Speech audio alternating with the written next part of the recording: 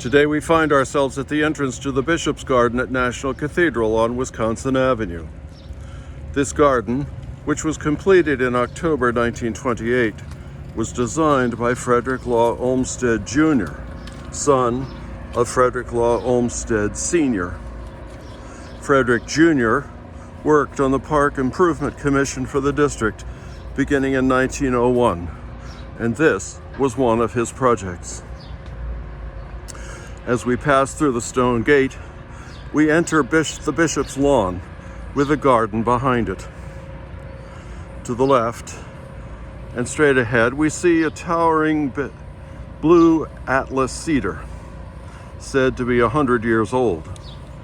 To the right, we see the gazebo known as Shadow House. The garden is just ahead. The design that inspired this garden is a monastery garden of the Middle Ages, hence the 9th century baptismal font we surrounded by an herb garden that we will see presently. Today we have the good fortune to be joined by a spiritual guide of great repute who will reflect on the garden experience when we arrive there. So be sure to stay with us. Being here now fulfills Jesus' promise in today's gospel that though we weep and mourn, our grief will become joy as we come to recognize God's presence in the beauty of the human beings and the creation around us. We must be paying attention, of course. We could walk through the garden,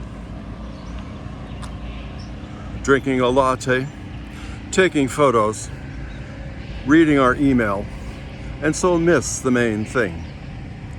As we walk today, let's be very present and focused on what we see, lest we miss God's grandeur. Our guide today is no less than St. Gertrude of Hefta, a German Benedictine nun born in 1256.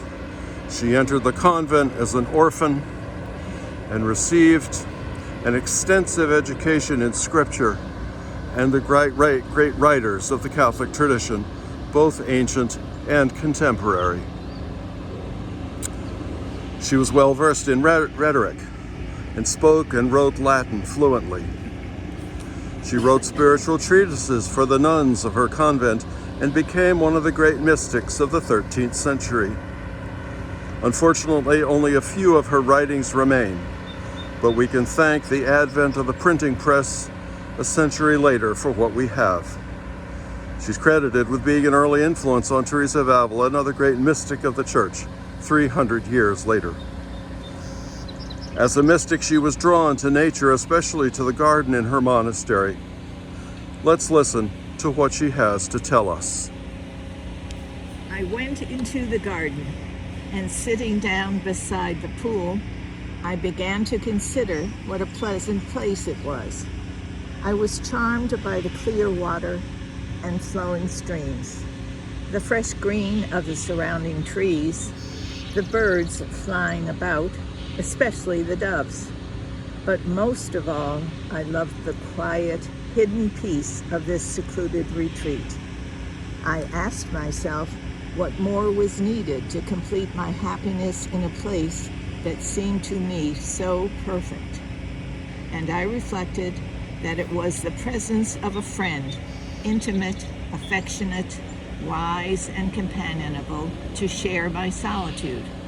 And then you, my God, source of ineffable delights, who, as I believe, did but inspire the beginning of this meditation to lead it back to yourself, and made me understand that if I were to pour back like water the stream of graces received from you in that continual gratitude I owe you, if, like a tree, growing in the exercise of virtue, I were to cover myself with the leaves and blossoms of good works, if, like the doves, I were to spurn earth and soar heavenward, and if, with my senses set free from passions and worldly distractions, I were to occupy myself with you alone, then my heart would afford you a dwelling most suitably appointed, from which no joy would be lacking.